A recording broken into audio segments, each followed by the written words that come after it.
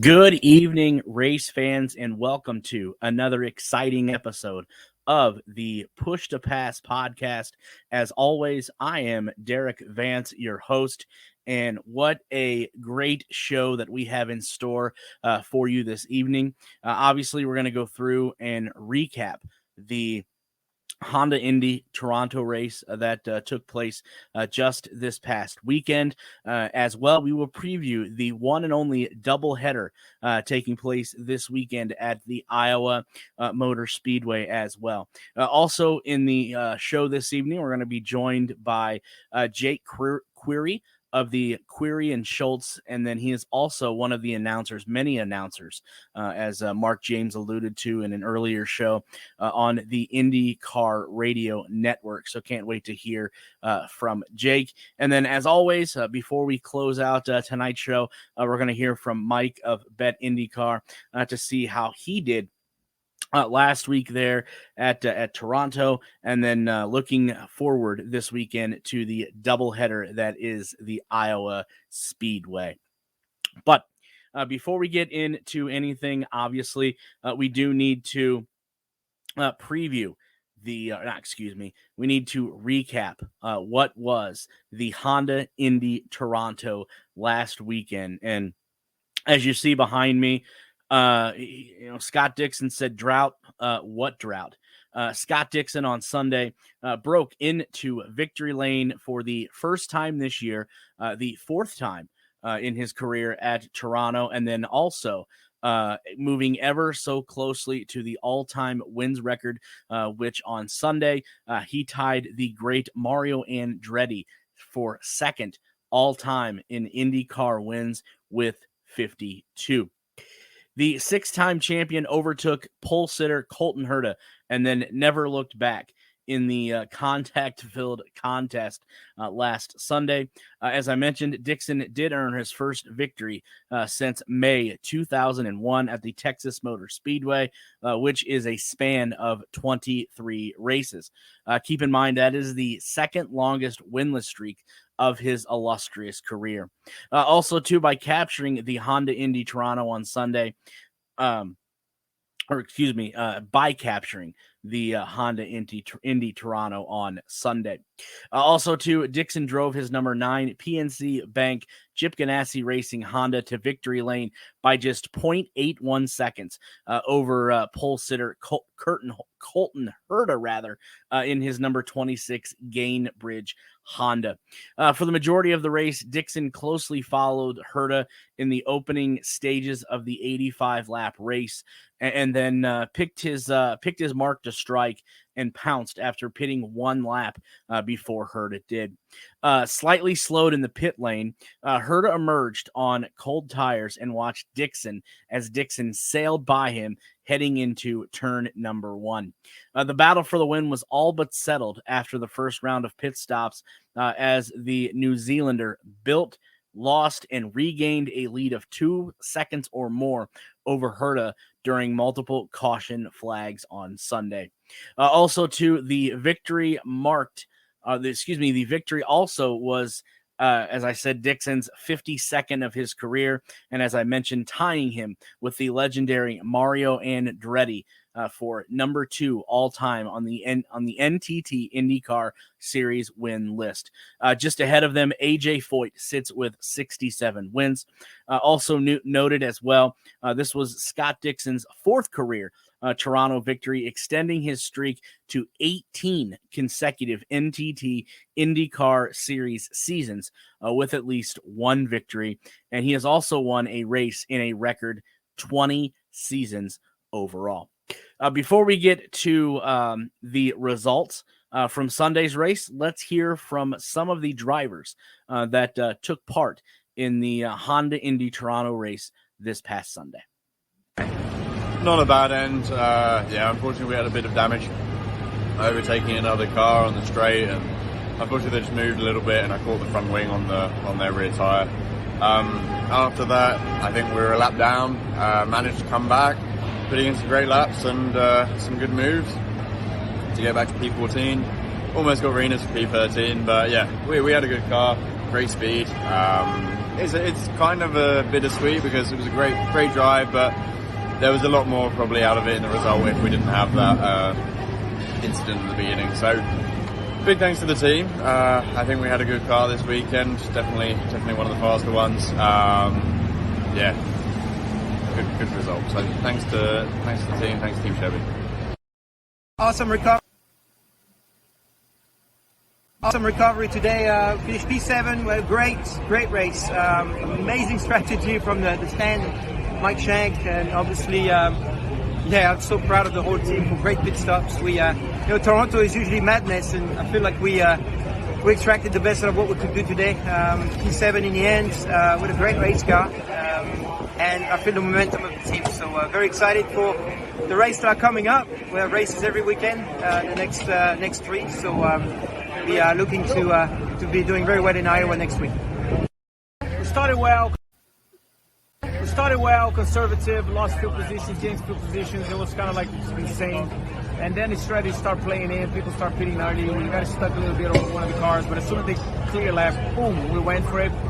And on a pit exchange, sounds like we came back on the same place, which is a shame because the car was actually decent enough. Ben was me in between Will, kind of like a little rivalry from back then, and it just wasn't making it easy. So, yep, and then we lost a couple of spots over there because of that. The rear started going away, but the car is decent. In the end of the day, we did have a good pace, but it wasn't for us. At least Simon showed that what the car can do, finishing in the top 10, which is great.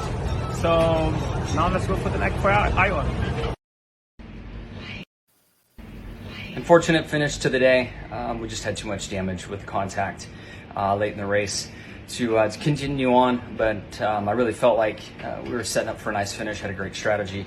Unfortunately, I had a speeding violation early in the race that kind of put us in the back, but still then hanging on and in the group racing, having some fun, and just kind of got caught up in a street racing incident and too much damage and had to retire the car. All right, we just finished the race here, and I survived. No blisters this time. That was kind of my main worry going into it, but there was thankfully a good amount of yellows, and I think it stopped the blisters from forming. But overall, I was very happy with how the race went. We managed to do a very early undercut, and I was pushing like crazy on the second stint on the primaries, and we managed to gain a few positions, and then we really had to do a massive fuel save and tire save to make that long stint, that middle stint, and I think it went very well. We did lose a few positions here and there, but I did learn a lot on how to judge when the car's going to make a move from behind me and how to get on that button. But overall, I learned a lot, and once again, I think it was a good gain. It's just unfortunate on that last pit stop when it was all chaotic. We managed to make a bit of a mistake on our part, so we lost a few positions there. But overall, I mean, again, we learned a lot. I feel like just this one race, I matured probably another 20 years of my life. So thank you to the whole team. I will see you guys at Iowa. Huge thank you to all of those fellow drivers that were able to give us here on Push to Pass a little bit of insight as to what they were seeing, what they were feeling at during the race rather this past Sunday. Taking a look at the results here real quick, and then we'll get into what the points and how they shook out after this race in Toronto. Again, Scott Dixon was your race winner, followed by Colton Herta, Felix Rosenquist. Great run for Graham Rahal, finishing in the top 5. Indy 500 champion Marcus Ericsson rounded out the top 5. And then you had Alex Palou. What a whirlwind he's been in the last few weeks. Simon Pagenaud, who you heard from as well. The highest finishing rookie was Christian Lundgaard at number 8. Number 9, Scott McLaughlin. And then rounding out the top 10 was Joseph Newgarden.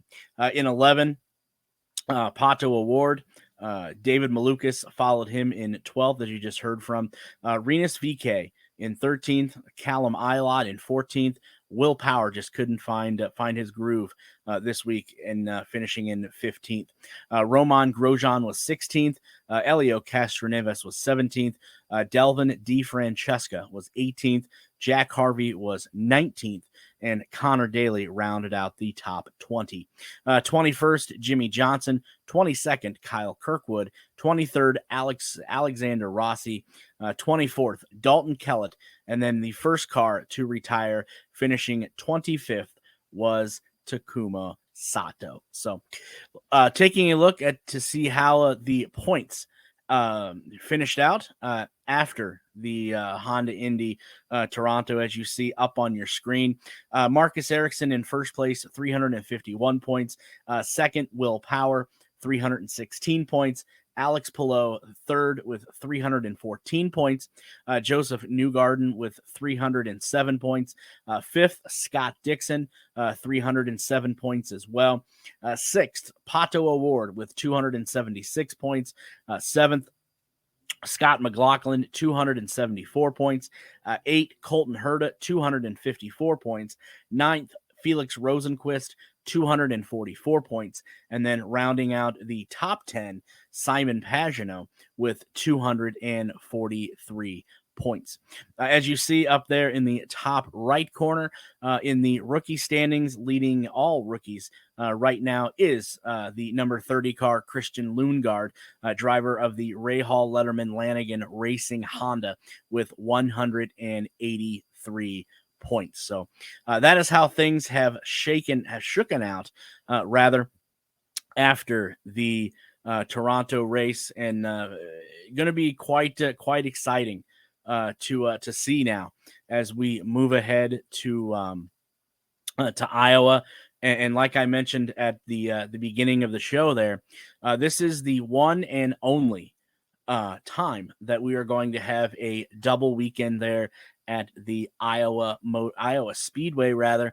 And we'll be previewing that here momentarily. Obviously, we're going to have Jake Creary join us, announcer of the IndyCar Radio Network. He's going to stop by here momentarily and have a little bit of a discussion. And I'm sure that'll be one of many things that we're going to bring up this evening. So just waiting for him to stop by.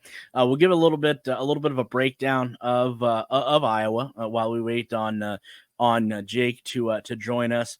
The NTT IndyCar Series does move into the Hawkeye State, as I mentioned, for a rare doubleheader weekend at the Iowa Speedway for the not one but two races this weekend. The HyveeDeals.com 250 presented by DoorDash on Saturday. And then on Sunday, the Hy-Vee Salute to Farmers 300 presented by Google. And as I mentioned, that is July 23rd and 24th. There are 26 drivers who have entered both races this weekend. They look to conquer the 7-8 mile or 0.894 mile oval with 250 laps on Saturday and 300 laps on Sunday. So we will get back into the Iowa preview as we move along. But I do see that our first guest of today has joined us. You can catch this gentleman, huge local radio following here in Indianapolis. Also co-host with Derik Schultz of the Query and Schultz show daily. I know we'll probably talk about that as the show rolls on. And then also to one of the many announcers that makes it possible for the IndyCar Radio Network to do the amazing work that they do week in and week out.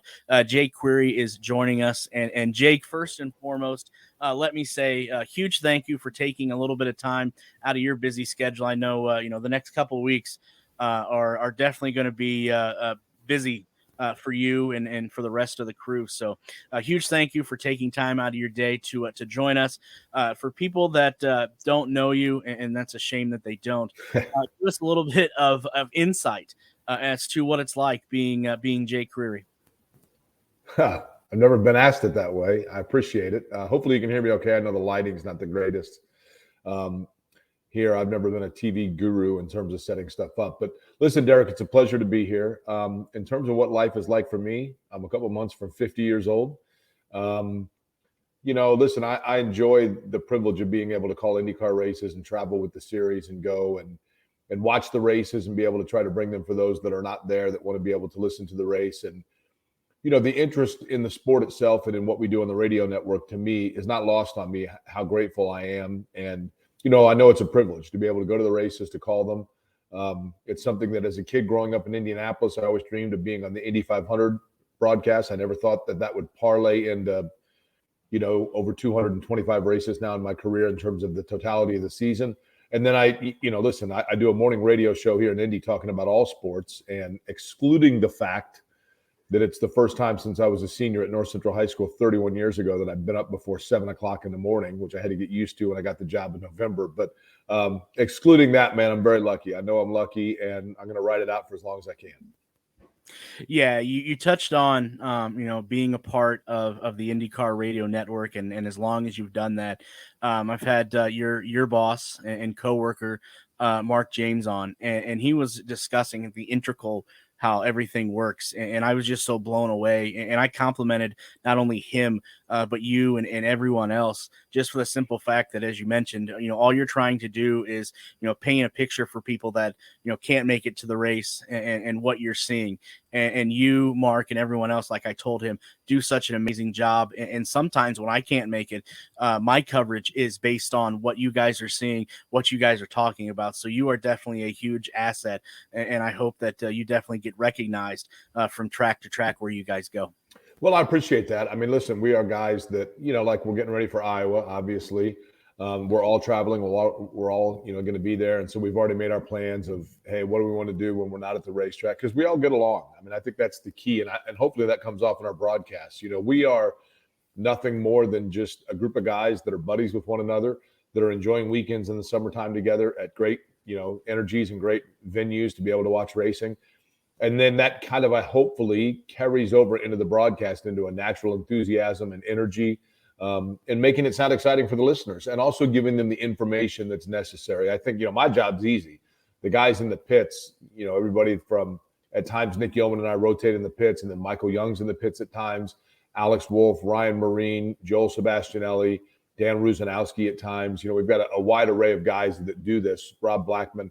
Those guys have the real job, because they've got to relay information quickly. They've got to do it in a matter of 8 to 10 seconds, the same amount of time it takes to get, the fuel and the tires on the car. And they've also got to be able to acquire that information, and oftentimes talk to drivers when drivers don't want to be talked to after an incident on track. So it all comes together, hopefully, for a good broadcast, and one that not only informs people what's going on, but gives them the energy and the excitement of what we're watching. Yeah, you guys, like I said, I don't know if I can, obviously put into exact words the work that you guys put in, and you just make it seem like it's so easy. But talking to Mark, it just seems like it's chaos is what it seems like at times. I guess it's an organized chaos, but I'll be honest with you. I can't speak for Mark. I can't speak for Nick or for Michael or Chris Denary, the guys that I do the turns with in Indy. But to me, it is easy. To me, it's the easiest job in the world, because I'm having fun. I'm with guys I trust, that I know. The only hard part is to make sure that my eyes are communicating with my mouth what I'm seeing. And if something goes totally awry on the racetrack, that I don't use a profanity, knock on wood. But other than that, to me, it's a really easy job. The hardest part is getting there, making sure that we're there in time and in position. And then after that, it's a matter of, it's no different than watching a race with your buddies. That's the way I look at it. Yeah, you're absolutely right. Let's first get into Toronto this past weekend. I know it's been a few years since IndyCar was up there, so only a handful of drivers, obviously, going into to first practice, had an idea as to what Toronto was going to bring. What did you see, and tell us a little bit about what you thought of that race on Sunday?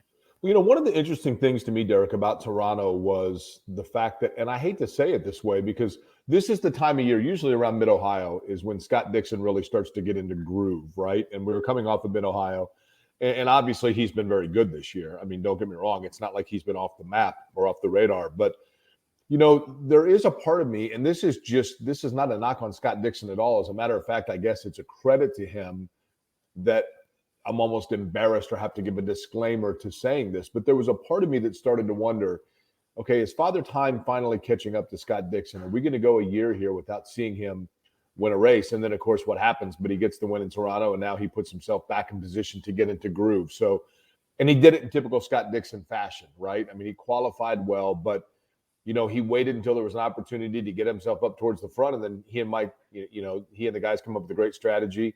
And are able to just maintain up towards the front. As a matter of fact, really kind of pull away. I mean, some cautions bunch things up a little bit. But I thought he was, obviously really impressive. Outside of that, the other storyline I think for the weekend, aside from the obvious Alex Palou storyline, is that of their teammate, Marcus Ericsson, because Ericsson, he put himself in great position with the double points race at Indy to get that points lead. And Derek, let's be real, man. I mean, Will Power said it at the beginning of the year. Look, you stockpile a bunch of top fives, you can win yourself a championship. That's exactly what Ericsson's doing. I mean, he may not be blowing you away from race to race, but he's consistent. He's up towards the front. And I think his ability to know kind of when to go and when to lay back and just bring it home safely and inside like the top 8 is going to serve him well. And look, he's not relinquishing that points lead. Yeah, I think you're absolutely right. First, going back to your point about Scott Dixon, obviously if it wasn't for one hiccup, we're talking Scott Dixon being again another Indianapolis 500 winner. That's how close he was. But I think you're absolutely right talking about going into the second half of the year. Bringing that story up is Scott Dixon, is Father Time, like you said, catching up with him, and I'm guilty of that myself. We're rowing the same boat there. I thought the same thing. I said, if it's not now, then when is it? And as you said, Scott Dixon comes out and does what Scott Dixon does. Qualifies well, and then just cruises. It seems like after that pit stop there that he overtook the lead from Colton Herta, which credit to Colton Herta. He had one of the best cars. He absolutely did. But Scott Dixon did what Scott Dixon does, and then ties the great Mario Andretti. Let's not forget that the all-time list, second with 52. He's still got a little bit of ways to go yet to catch AJ Foyt, but you know what? Yeah, at this point, you can't put it past Scott Dixon. And then you talk about Marcus Ericsson. You want to talk about somebody that may be playing the underdog card, because when you talk about top drivers in IndyCar right now, I'm sorry, but Marcus Ericsson's name is just not being thrown around. Oh, no question. And that's what I mean. I mean, and it's, not unlike Derek, let's be real, not unlike Palou a year ago, right? I mean, Alex Palou was relatively, I hate to say unknown, because I remember Alex Palou's first year when he was with Dale Coyne. And I asked another driver, I said, I'm going to sound crazy here, but I think this Alex Palou guy's pretty good. And I don't know anything about it. I mean, you know what I mean? I don't. And they were back and no. Yeah, Palou is very highly thought of. And then it comes together for him. And even in last year, I remember people were kind of waiting for when he was going to wilt right down the stretch and when the pressure was going to get to him. And he was never caught up in that moment. And that feels like Marcus Ericsson, right? I mean, I know that Ericsson obviously comes from the background of Formula One, so people knew who he was. But in terms of the IndyCar competitiveness and being up front, it's interesting this year for the 500. And I've shared this story a couple of times, but when I'm up in the turns, and I call turn 3 for the radio network for the 500, and the way I do it is I just have a legal pad and I write down 1 through 8. And I occasionally, every 15 or 20 laps, when I think of it, I write down the top 8 to remind myself who's running in the top 8. And then that way on restarts or things like that, if I look down the straightaway and I see somebody pop out of line, I can look at it in my eye and go, okay, that's 6th car back, running 6th is, whoever, right? Like Palou, whatever it might be. And I went back after the race and I was looking at that. And I think I'd written down the top 8 18 times at different points in the race. And of the 18 times that I wrote down the top 8, Marcus Ericsson was on all 18 sheets. I think he was the only one that was, actually. And Elio was that way last year. So my point being, he just ran the Indy 500 kind of encapsulated right now his year, right? And the fact that he just was there the whole day and kind of let stuff come around and move up and slide down beside him. But in the end, he never wavered and he was right there. And I think that in terms of this points championship, he may well be like that. I mean, we might see, at one point it was Pato, and, now maybe it's, Newgarden or Power. They're going to be right up there with him, and maybe they'll fluctuate around a little bit, but he's managed to keep himself right there in that front pack, and he's got a good advantage because of that double points race. So long as attrition doesn't bite him, if he continues to do what he has been doing, he's going to be hard to beat. Yeah, you're absolutely right. And one final point on Ericsson, it just come to my mind. He has the points lead, obviously, going into Iowa this weekend. And you want to you talk about having experience to bounce off in the stretch that he's going to have here to try to hold on towards the end of the year with not only, reigning, pit winner Alex Palou, but then you have Scott Dixon in your corner as well. I can't think of two better guys to have that are going to, I can talk to down the stretch, being Correct. the points leader. Or two guys that, and listen, they're probably both going to be right there in the points championship with them. But so long, if it's Power and Newgarden, for example, that are the guys chasing him down the home stretch, Ericsson's got the points lead.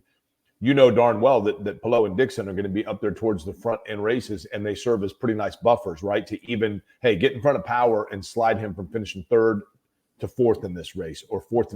Every point's critical. And to have those guys, if they're not mathematically in it, which they may well be, but if they are not, to have those guys in the final race working as a buffer for you, huge advantage.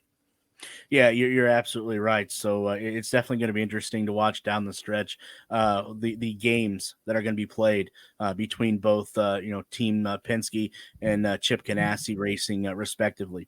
You did touch on Alex Palou, and I can't go without bringing this up. What a whirlwind last 2 weeks Alex Palou has had. I know news comes out of basically nowhere about a week or so ago. What do you sense? What are you getting? I know you have some inside sources, but what's your take on what what's happening? When I saw it all, Derek, come down with Alex Palou, I mean, I, like everybody else, was I initially got the email from Ganassi Racing that Palou was retained, and of course, my first thought was, well, of course. I mean, why wouldn't they pick up his option? And then later that night, I was out running an errand, and I'm scrolling through my phone, and I'm like, wait, what is this? And I read what Palou said. My first initial reaction was that Ganassi Racing got wind of the fact that Alex Palou was talking to another team. And that as a result of that, they went ahead and publicly came out to say that they'd picked up his option, kind of as a first strike or a line in the sand, so to speak. And I think one of two things took place here. And initially, what I thought absolute with certainty took place was that Chip Ganassi realized that Alex Palou probably had a weird language in his contract that exercised an out, and that he exercised that out and was leaving to go to Arrow McLaren SP. But then, of course, you have that weird nuance. The tweet didn't come from Arrow McLaren SP. It came from McLaren F1. Same team, different umbrellas. Now, initially, what I assumed was that Chip, who's a very savvy businessman, very savvy, I should say, businessman. My assumption was that Chip Ganassi saw that this was coming down the pike and thought, you know what, we're going to go ahead and put this line in the sand so that if he wants to go to McLaren, that's fine, but they're going to have to buy out his contract. And it felt to me like that was all that was a power play of, they can write us a check for $5 million, $2 million, whatever it would be.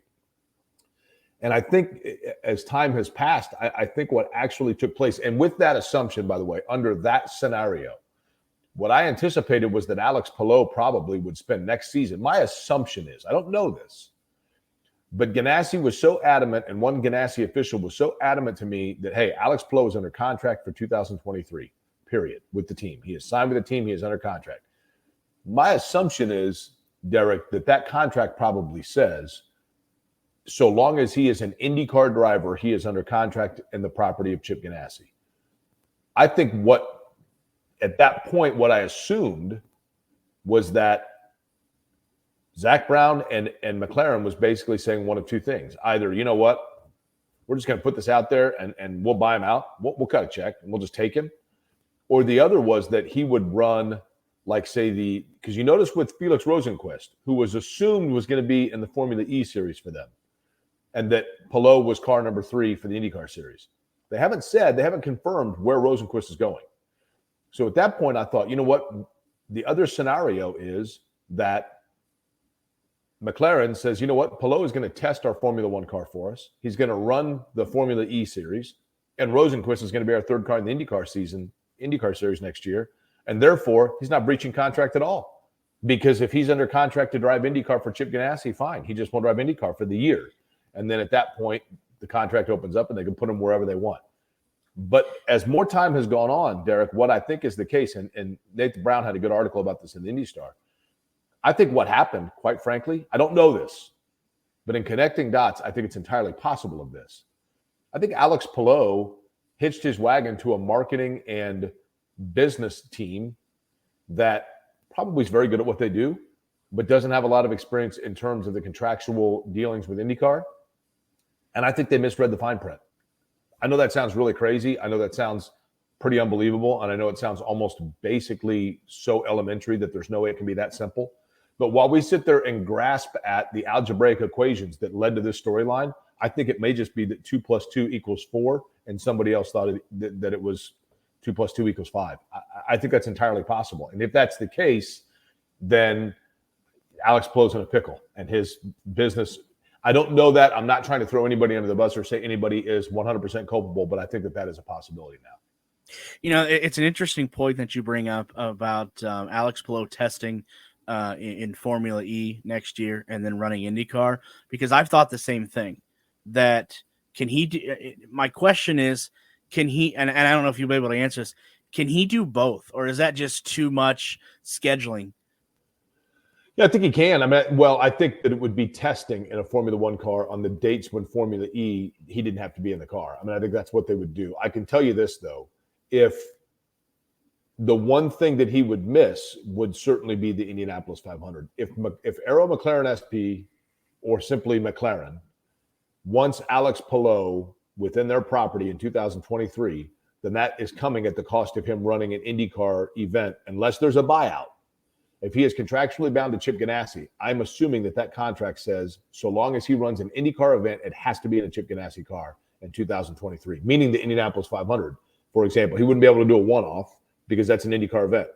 So that would be my assumption, is that they can put him, Derek, wherever they want. I mean, if they said, listen, we're going to enter into the arena of Sri Lankan tricycle racing for the year. Sure, great. Enter a team, paint a tricycle papaya orange and send them out there. They can do that.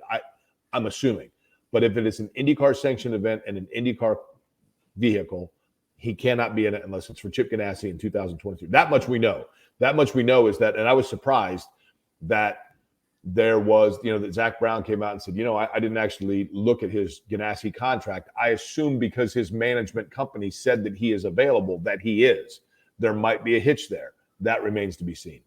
And that was something else. I was speaking with some people today, one person that listens to you on a regular basis. And I brought up the fact that what if his contract wasn't read, as you said, that fine print, and they didn't see that team option that Chip Ganassi had, that not only did Chip Ganassi sign, but Alex Palou signed, a few years ago. They didn't see that. And, they've given Alex, bad information because no one's seen it at the time. That's a good possibility as well. I will tell you this.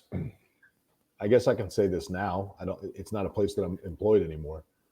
In a past life of mine, in a past job, I had a contract that was a 2-year contract with a 3rd-year employer option, meaning that after 2 years, my employer could come and decide whether or not they wanted to make that contract a 3-year instead of a 2-year contract. I signed it. I was under agreement to it. And about 3 months into the first year of the contract, they came to me and said, we can tell you right now, we're going to pick up your 3rd-year option. Okay, great. I mean, the good news is then that means I have job security now. I'm under a contract for 3 years instead of 2. And they came to me and said, so we're going to go ahead and revise the contract for you to sign. And I said, I already signed it. I signed a 2-year deal. You are simply changing the terminology at the bottom of the contract to make it a 3-year deal. Yeah, but the way that corporate likes to do it is to go ahead and have you sign altogether a new document. So they sent it over to me. I sent it to my attorney and said, can you look at this? And he said, everything on here is the exact same. Do you want me to change anything? If you want any changes to your contract, we might as well do it now. So I changed the length of the buyout, the severance buyout on the contract in the event that the contract was not upheld. And I sent it back to them, signed, and they signed it. So whether or not they looked over it and knew that they just agreed to a changed term that I signed, I don't know. But I know that the contract, from the financial standpoint, there ended up having to be a buyout on the contract, and they had to give me a greater amount than what they had originally agreed to because I had that changed, and they signed and agreed to that. Is it possible that somewhere along the way, Alex Palou had changes put into the contract that Ganassi signed off and agreed to during that exercise of an option that they were unaware that were made by his business team? I can't rule that out. I've done it. I don't know that. And that's maybe way, way, way esoterically inside baseball to say, but I think anything is a possibility. Anything is a possibility.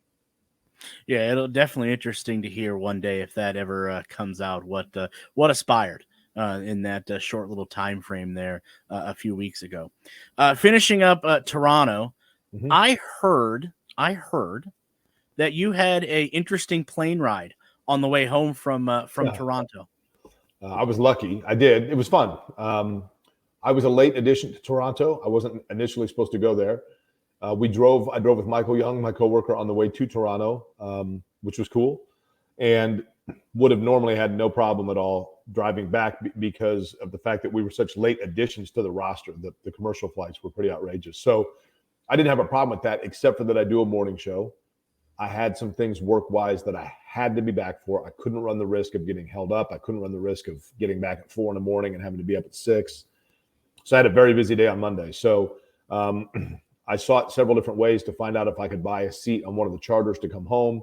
And it turned out that Graham Rahal had an open seat on a plane that he had, secured for he himself, his father, Bobby Rahal, and Jack Harvey. And then I was the not fitting at all fourth wheel, if you will. But it was cool. They were great guys. We had fun. We had good conversation.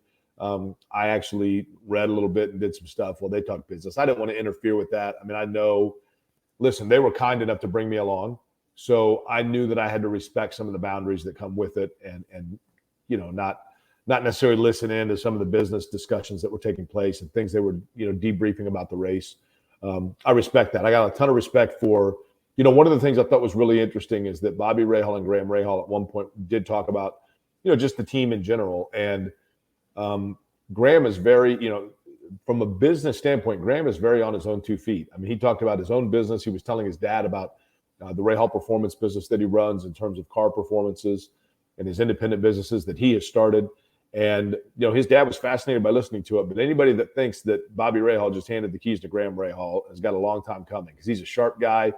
And it was fascinating to listen to those two talk about those sorts of things. Jack Harvey and I were just kind of sitting there like, yeah, man, you want to talk about Benny Hill or something? Because they're way over our head at this point, right? But it was fun. It was a lot of fun. Yeah, it was definitely nice to see Graham get a top 5. The way that whole team as a whole has been struggling all year. Glad to see that he was able to get out of Toronto with a top 5. Also, too, I was just asked to ask you about a customs agent that you maybe had a run-in with in Toronto as well.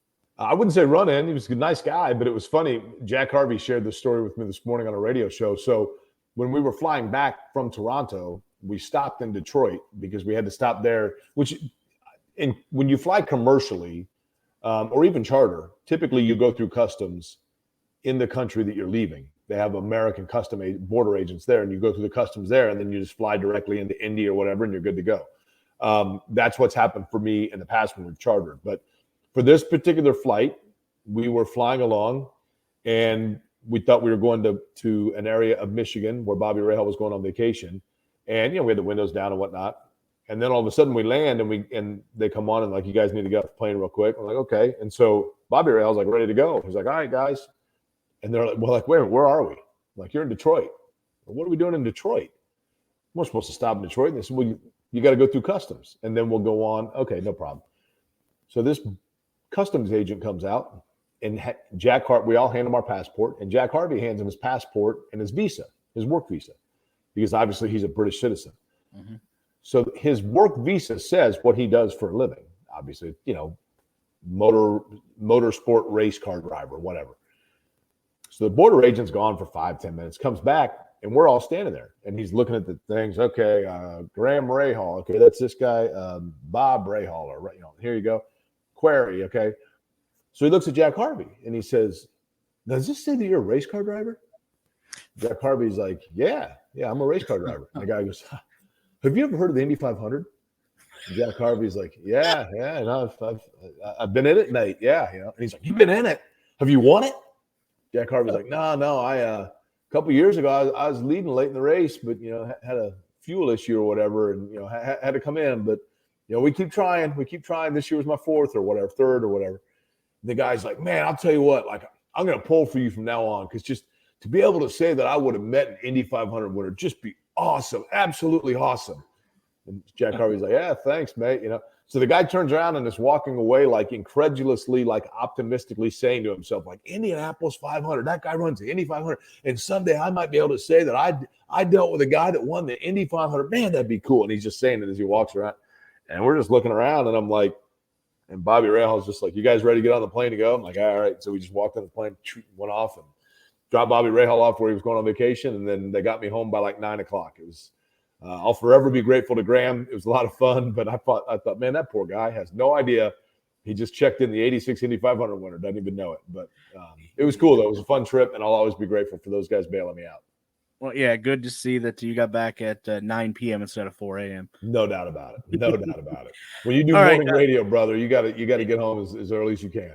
Yeah, and I have to correct the record. I was corrected by my coworker. Your current co-host in the morning is Kevin Lee, not Derik Schultz. I have to correct Kevin Bowen.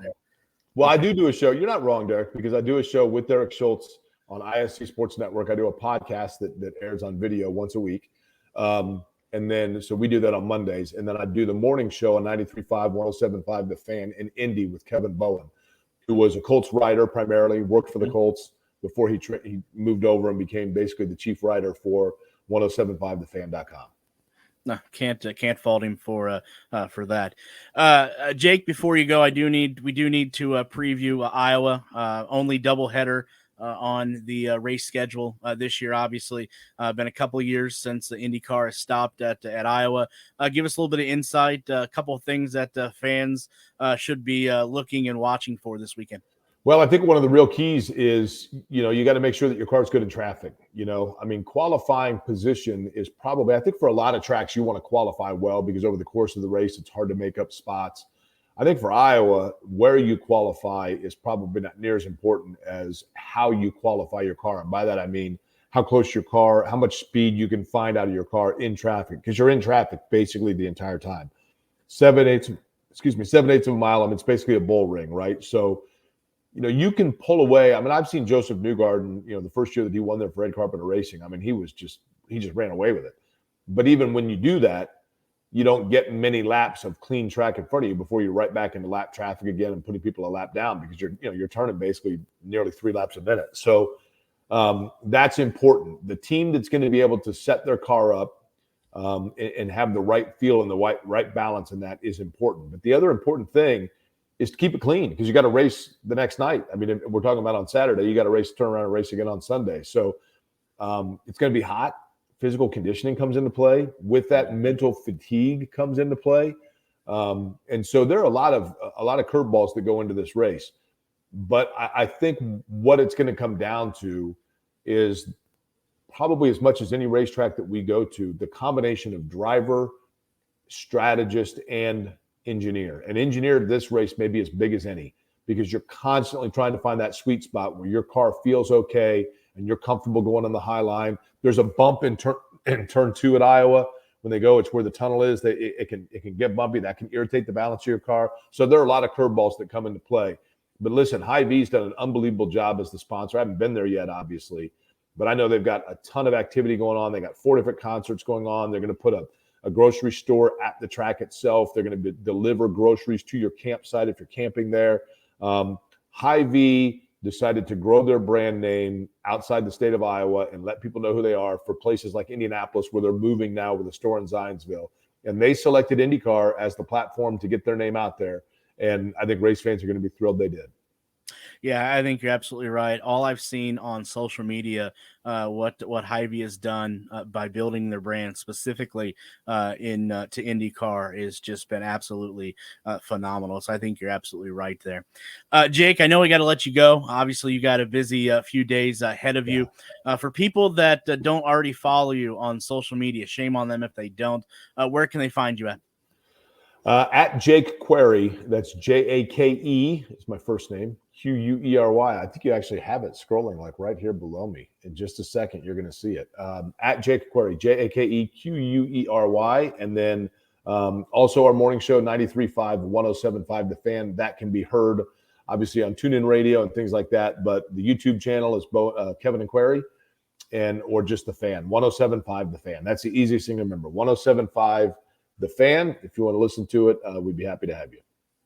Yeah, ladies and gentlemen, go check him out. Go check out the work that he does. It is absolutely off the charts. But Jake, again, huge thank you for carving some time out of My your pleasure, busy man. schedule to join us. And I will see you at IMS at the end of the week, or end of the month, and then we'll be in Nashville as well. So we'll have to connect there as well. Derik, I'm going to give you a little secret here, but don't tell anybody, okay? Okay. I would make time for you even if I was, but I'm not really that busy. Only in the morning time, right? Morning time and race weekends. Other than that, man, I'm happy to do it anytime. Yeah, but you know what? You got a family to take care of too, so that takes up all your time when you're not. I got a girlfriend. I got a girlfriend and 2 dogs. See, right? Look at see, you're a dog guy. What can you say? Surprised you didn't hear Joey and Kobe upstairs running around barking. But I'll go play with them now. Honestly, didn't hear a sound, but that's good. I like that. Jake, again, huge thank you for joining us, and we'll talk down the road. All right, my man, be good. Yeah, you too. That was Jake Query. Go check him out on social media and go check out the race on Saturday and Sunday. He'll be calling him, Mark James, and the rest of the crew there on the IndyCar Radio Network. For anyone that is paying attention to the time, everybody knows what time it is. You want to win some scratch this weekend? Well, I have the guy for you. Mike of BetIndyCar is joining us as always. Mike, first and foremost, as always, a huge thank you for carving some time out of your day as well to join us. And I know everyone is sitting on edge to know how you did last week. Last week we won money, so me and hopefully we paid for your Peacock subscription last week. We hit a winner with Dixon. Last week kind of worked out. I would have made more money if Herta win, but I'm not going to look a gift horse in the mouth, and I'll take profitable week. The Graham Rahal top 5 was a great bet that came in. Had the entire top 3 and had a Felix, a couple matchups as well, and had Dixon at 5.5, 6 to 1 winner. Depending on where you got it. So only had 2 to win bets last week, and they were for Herta and Dixon. And Dixon hit it and still had the Herta top 3 come in. So yeah, last week was great. We paid for those Peacock subscriptions going forward. So hopefully everybody listened and followed along. There were a lot of tickets that we saw on Twitter, which was great. I know one guy listened to us and listened to Tony and I on the Twitter Spaces before the race and put a bet on Dixon. And made a ton of money. So that's awesome to see. And hopefully it got a couple more fans. It's all about growing the sport and getting more engagement around IndyCar and IndyCar betting. Yeah, you're absolutely right. And I know we talked about how tough it was, handicapping Toronto with not being there for the last couple of years, only having a handful of drivers, having any type of experience there at all. And one that we talked about that did have experience, but was in kind of a funk. As you said, the aforementioned Scott Dixon, drought, but Dixon was able to pull it out. I know how excited you were about that, but you did talk about the run that Graham Rahal had. That had to be exciting seeing him finish in the top 5. Yeah, look, I thought we nailed it on our handicap. We talked about wanting to bet the veterans at the track. We talked about the fact that qualifying was going to matter. It wasn't going to be you couldn't run through the field like you did in Mid-Ohio or some of the open road courses. It was going to be tough to pass. It was going to be sort of like St. Pete, and it played out just like we thought. So when the handicap hits like that, then normally we're going to make some money. So it was fun. It was a fun race to bet. It was a fun race to watch, it turned out to be a profitable one. Yeah, it absolutely was. And I was able I listened for a little bit, as you've seen in your spaces right before the race on Sunday. And then I listened to a little bit before coming on tonight. But moving to the double weekend this weekend in Iowa, I know this has to be a little bit tougher, obviously, as Toronto was as well, with the IndyCar not being at Iowa since 2020. So again, another just a handful of drivers have a little bit of experience. But I thought Tony asked an interesting question in Spaces, talking about, are you paying more attention to the first race on Saturday, or are you putting all of your allotted bankroll into Sunday? Yeah. So my response to that is, I'm gonna do my best to follow my own advice, but the way that I have found this to work in the past, we've had dual in Detroit, we've had dual Iowa races. What I think the most optimal thing to do, and the way I like to play it, is I'd like to say, like, if let's say your bankroll is $100 a race, just whatever number you have per race that you put out there for your bankroll.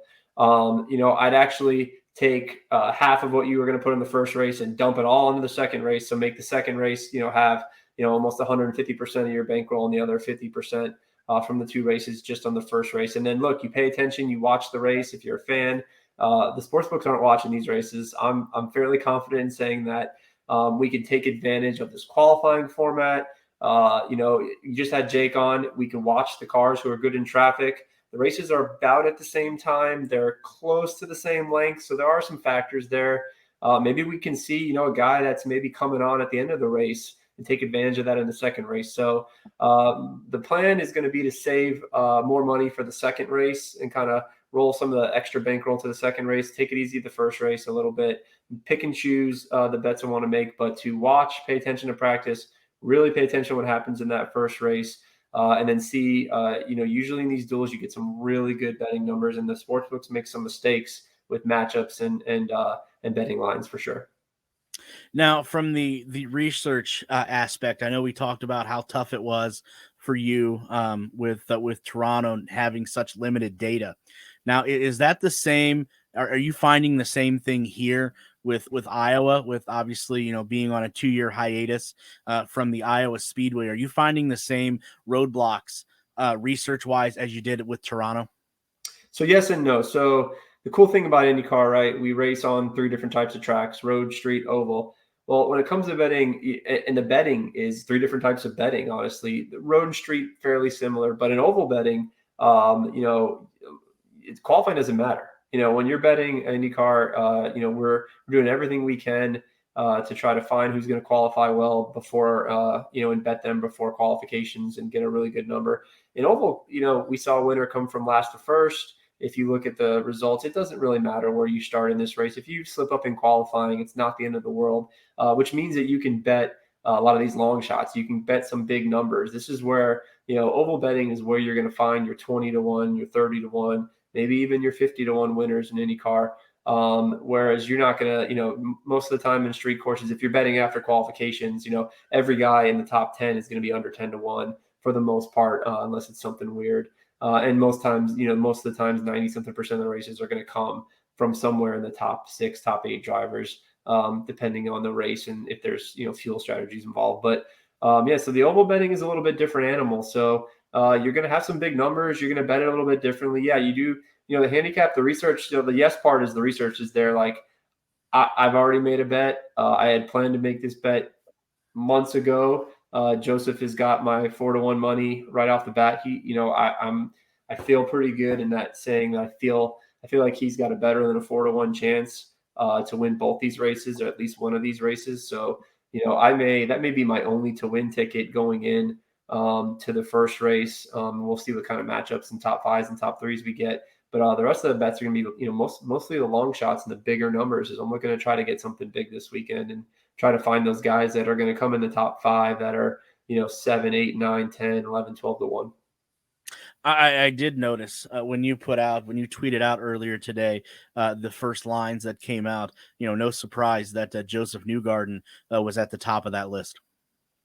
Yeah, the guy's dominated this track. I mean, I don't even know. I can't quote this. It's like 100+ laps led, and he ran away with it that one year. He's always in the top. I expect him. He knows how to drive this track. It's all about, saving your tires, saving the fuel. And you notice this is another track where the veterans rule as well. Like I do plan on trying to pick on some of the rookies, and especially some of I think it makes a difference, the short ovals versus the super speedways. I may pick on Jimmy Johnson again this week. Like I think, while I think his NASCAR prowess and history helped him on the Texases and the Indianapolis 500, the super speedway tracks of the world. This is going to be a different ball game being in an IndyCar on a short track. And, I could be wrong there. That one, I'm 50-50. I'm going to wait and see how he does in practice. But, I'm going to be picking on Grosjean. I'm going to be picking on Kayla Millot and, Malukas and Devlin and those guys for sure. If you notice the top of leaderboards from the 2 prior races the 2 years ago, the Iowa doubleheader, it's Pagano, it's Will, it's Scott. Scott's got a million top 3s here. I'll be looking to grab his top 3, top 5 number, especially if it's plus money.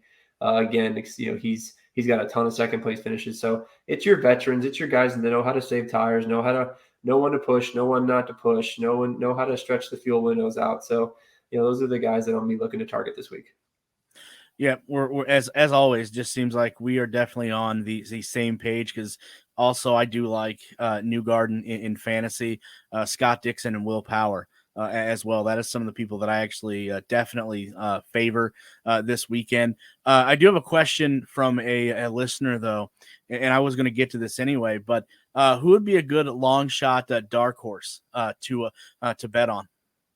Yeah, so the guys at Burnout Bets, Tony and even some other people on Twitter have been trying to get me to bet Connor Daly for races upon races, and I'm just not seeing it. It may be time to take the leap. He's 66-1 in some books. I've seen him a little higher in other places.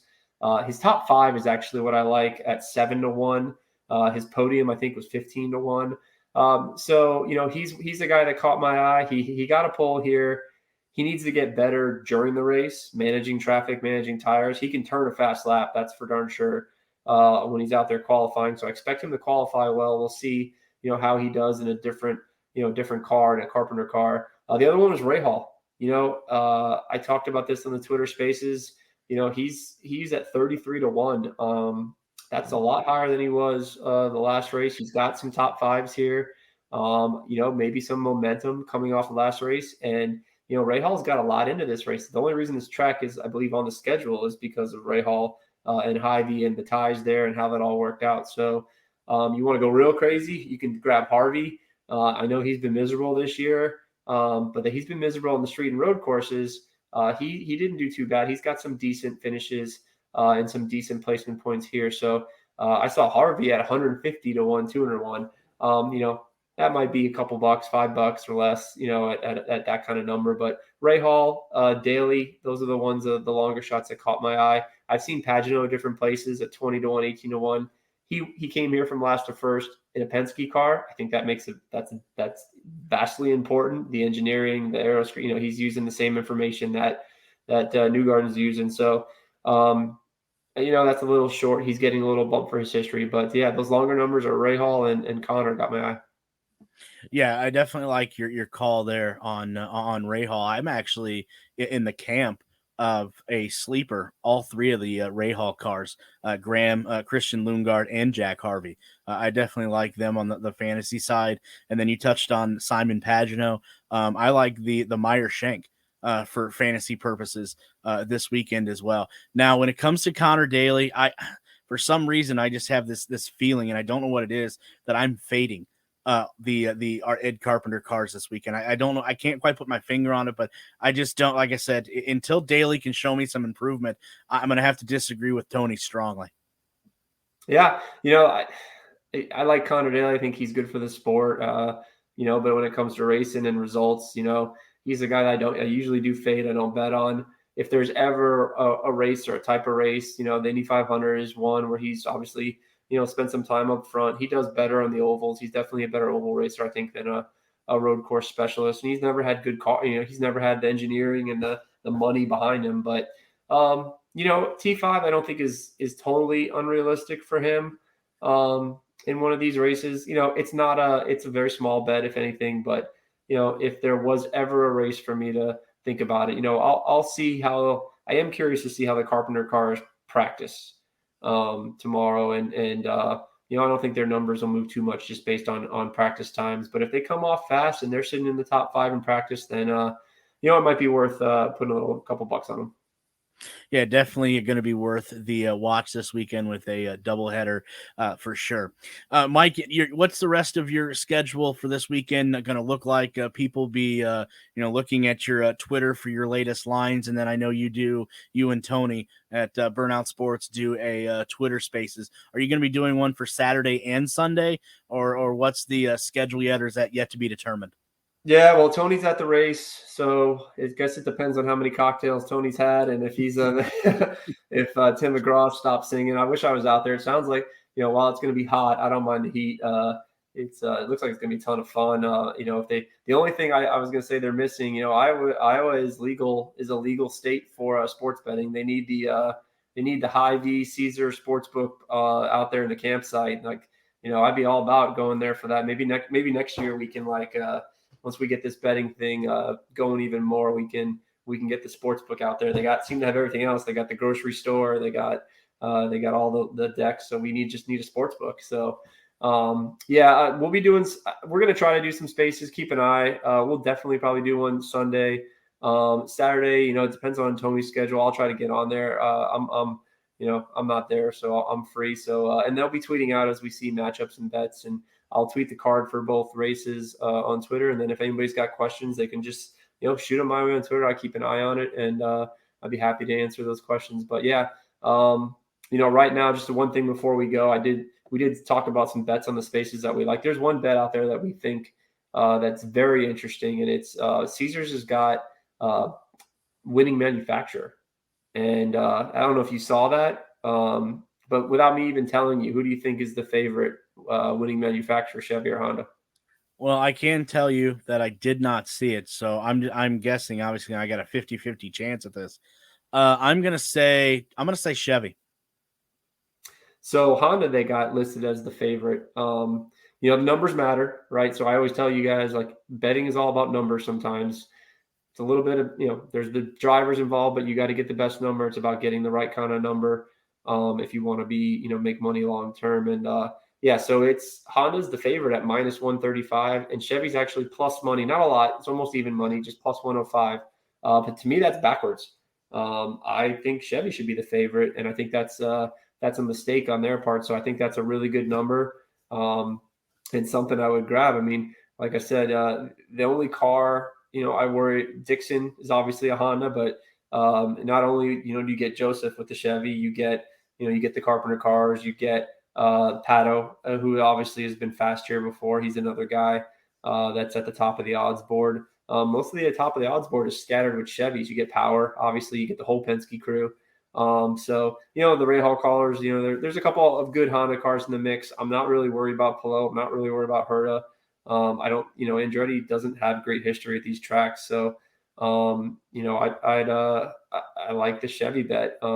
And I'm surprised it's plus money. I think it should be the other way around. So that's something that caught my eye if it's available to you. I know Caesars is in Iowa for people that are out there that, when you're out there at the race, there's going to be 35,000 people. Sign up on their app. I think you can get they're doing you can take advantage of promotions out there, and you can make some bets and enjoy the race. Yeah, definitely, Mike. Always good stuff, and as he said, if you can take advantage of that bet there between the manufacturers, because I definitely like where Mike's head is at when it comes to that. But again, huge thank you for joining us as always. For people that don't already follow you on social media, where can they find you at to win some scratch this weekend and beyond? Yeah, at Indy_bet is where I'm going to be at on Twitter, and you guys can get me there, and I'll try to pump out as much information. It's going to stay pretty much betting related to IndyCar is what I stay in my lane with. So that's where you can find me, and happy to reach out. Yeah, absolutely. Good stuff. Always putting out good information. Always keeping track of what you're putting out on Twitter. Unfortunately, Mike, Caesars isn't going to put up how many cocktails Tony's going to have this weekend and over under, will they? No, there wasn't over under on how many times I was going to tell people to bet Joseph.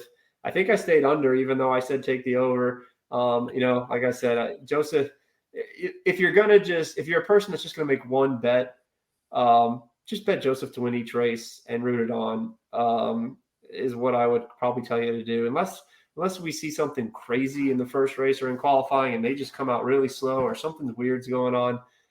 The guy dominates here. He really, in my opinion, should have been honestly 2-1, 3-1. I think he wins one out of every three races there that we've ever had there. He's ever had in the air. So I think that's a good place. And if he didn't win, his teammate won. That probably had his package. That's probably what I would do. But yeah, we'll see. Well, hopefully we'll get some Twitter spaces. I might have a couple cocktails in me Saturday by the time the race comes through. So that might be a fun one. We might be we're throwing some cash around. Sounds good. Again, a huge thank you for carving time out of your busy schedule to join us. Definitely look forward to having you on Thursday nights, and we'll do this again in about a week or so, seeing how much money you rake in this weekend to spend at the road course next weekend. Yeah, good luck, everybody. Yep, thank you. Again, huge thank you to Mike for joining us as always. Don't forget to go check him out on social media. If you want to be in the business of winning some money, some cash this weekend, some scratch, as the kids like to say, then definitely go check him out on social media and follow what bets he puts out there for sure. Well, ladies and gentlemen, that wraps it up for another episode of the Push to Pass podcast. Huge thank you to everyone that tuned in live, and that for people that will tune in and watch this replay for the days and weeks to come. Also, huge thank you to both Jake Query of IndyCar Radio Network for joining us. If you can't watch the race this weekend or races this weekend, make sure you check them out on IndyCar Radio Network. And then, as always, huge thank you to Mike from BetIndyCar on Twitter at Indy_bet. Go check that out. Go give that a follow. So, ladies and gentlemen, again, that does it for this week's episode. Huge thank you for everyone that is tuning in and watching, or that will tune in.